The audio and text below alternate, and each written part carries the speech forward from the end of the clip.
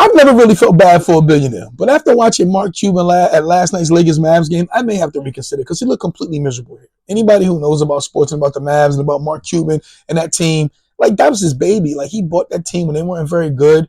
Everything just kind of started lining up little by little. You got to build things up brick by brick. He got Dirk Nowitzki. He's a franchise player, obviously.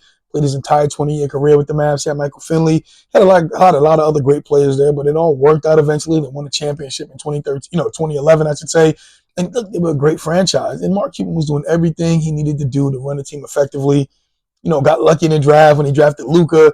I figured Luka was going to be his new Dirk Nowitzki, somebody that played for the franchise and stayed there his entire career. I mean, it was all kind of working itself out.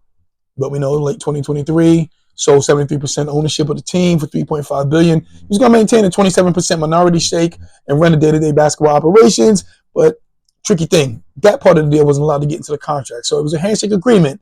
Then the Adelson family, the family he sold the team to, they decided to go against their agreement, handed the reins over to Nico Harrison, and that's when all hell broke loose. A couple months ago, the big trade went down when Luka went to the Lakers for Anthony Davis, and it just didn't seem right. Everything has just been going south since then.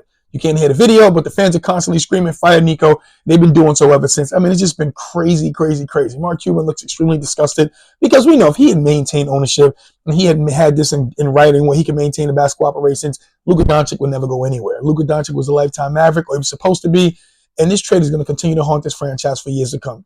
I'm going to say it's one of the worst trades in NBA history, and time will tell if it's one of the worst trades in sports history because I'm sure the Lakers will continue to build around him and get him some more talented teammates.